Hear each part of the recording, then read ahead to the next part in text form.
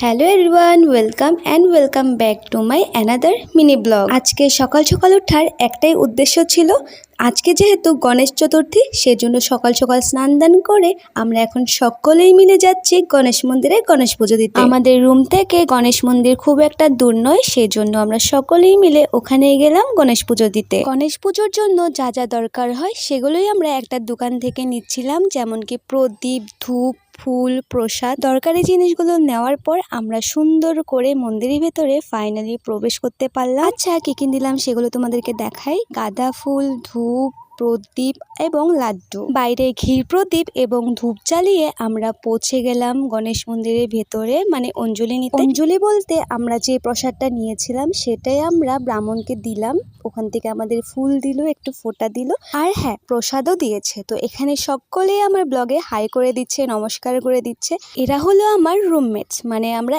একটা বাড়িতেই থাকি সকলেই মিলে। অন্য কোনো দিন অন্য ব্লগে ওদের সাথেও তোমাদের পরিচয় করিয়ে দেব নিশ্চয়ই। দেখো, ইনি হলো আমাদের গ্রুপের সেই মেয়ে।